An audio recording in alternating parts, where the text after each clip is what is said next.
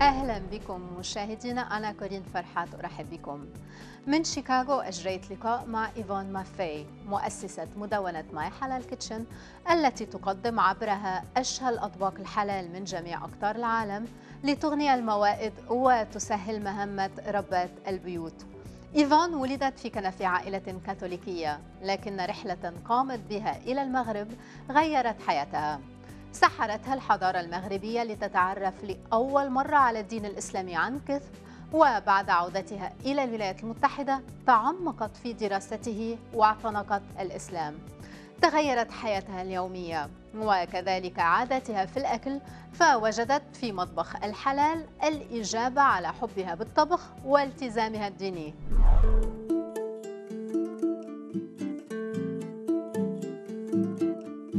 Food represents love, togetherness, acceptance, and it's the perfect way to sort of enter someone's soul.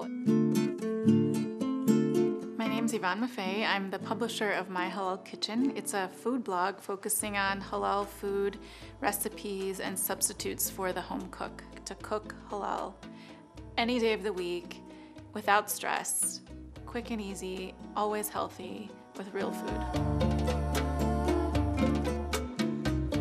I was born and raised in a small town in Northeast Ohio. My father was born in Sicily and came here when he was a young boy, and my mom is Puerto Rican but raised in the States.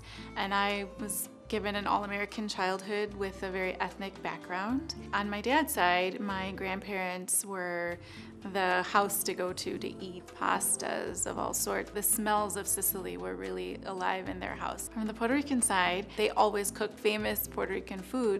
I felt very loved and very well taken care of by all of them.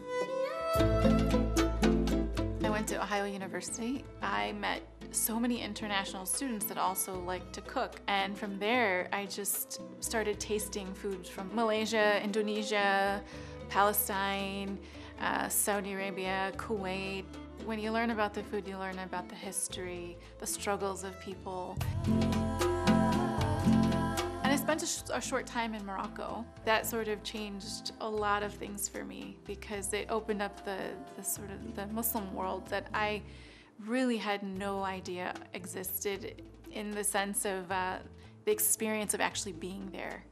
You know, it was only what I'd read in papers, and that was very little or nothing. I was there in Ramadan. When I arrived, I had no idea what Ramadan was, but I entered on a Friday at Jummah time. And as the boat was pulling into the port of Tangier, I could hear the adhan. Allahu Akbar, Allahu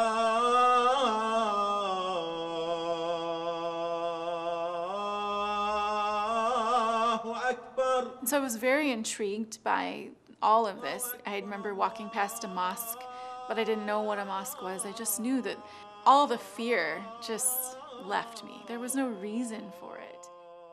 I was in awe of like how much we had in common.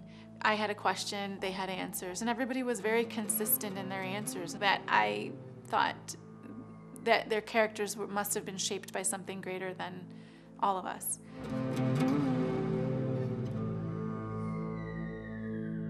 I think all the pieces of the puzzle of one's life kind of comes together in a certain way. In mine, everything that I learned was a journey to Islam.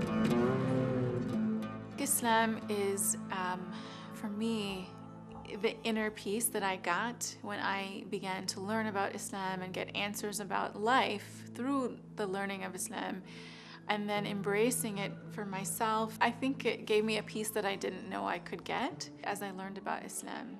My day-to-day life did change quite a bit. Food, of course, was the biggest thing to change. I got married, came to Chicago, and I continued teaching, but I ended up teaching in an Islamic school. Through those several years, I really started to see this void of recipes and cuisine that was halal and not halal, and what is understood as halal and what isn't. So I really started doing some introspection on myself and thought, you know, maybe it's now or never. I always wanted to do something in food. I always wanted to write and cook. And maybe now with the advent of blogs, I could publish my own work instead of waiting for somebody to publish me, taking a leap of faith and saying, this is what I want to do. Halal is who I am. I eat this way. I substitute things this way. Things are coming out delicious and I want to share it. And so I ended up starting the My Halal Kitchen blog, and I hit publish and the blog was born, and it's never been the same since. I still remember one of the first posts I ever published on My Halal Kitchen was about making homemade yogurt. Of course, the first person to comment is always your mother, so that was my case too.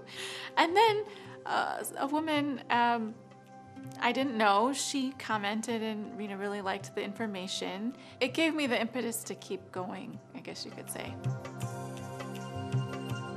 I really want to educate people about halal that don't understand it, and also provide to the Muslim community the ease of halal cooking.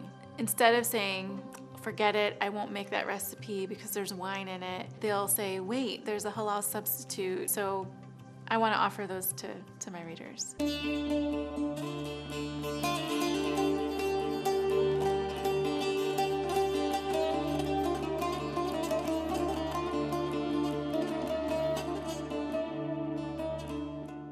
I think social media is hugely important to a food blogger, particularly Instagram. So when you take pictures of things like the process of your cooking, or a quick video of what you're making, or a finished product with a link to your recipe, it really inspires readers to visit your site. But more importantly, it helps you stay very connected with readers and provide good engagement with them.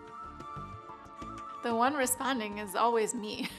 I'm behind all the social media and I answer all the comments, and so I enjoy it. I enjoy talking to readers and engaging and answering questions. It's a lot of fun. So my first cookbook is Summer Ramadan Cooking, and I wrote that book a few years ago because I really compiled a lot of recipes that I thought were useful for the long summer fast. One of the most popular recipes, particularly in Ramadan, is my dates with creme fraiche recipe. It's dates that are stuffed with almonds or walnuts and then topped with creme fraiche and pistachios and orange zest and lemon zest and lime zest.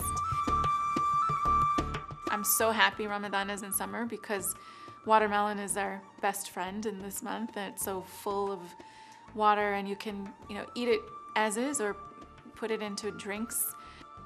Sometimes we get afraid of small portions because we're fasting, and then when we finally get to eat, we want to eat a lot. I have really simplified a lot in my kitchen, mostly because I'm trying to grow more of my own food, and my garden is sort of my little pride and joy at the moment.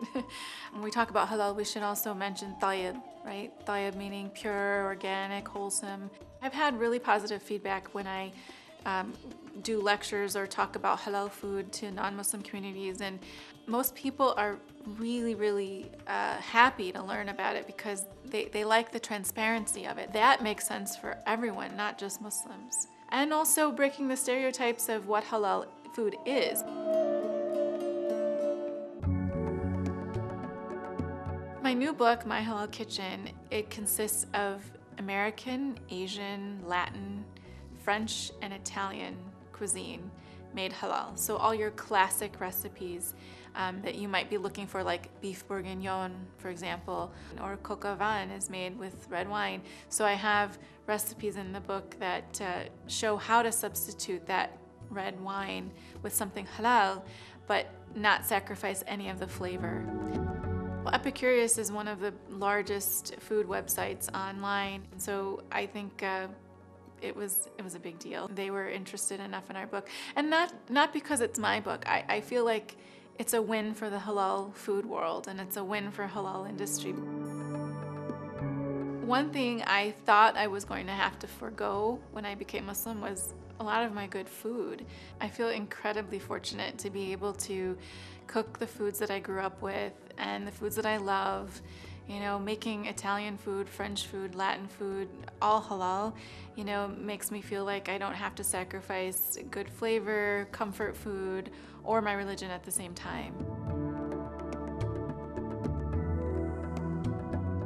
It's really important to know who you are and what you want to do and listen to that voice, because it will guide you to the things that you know you're good at doing.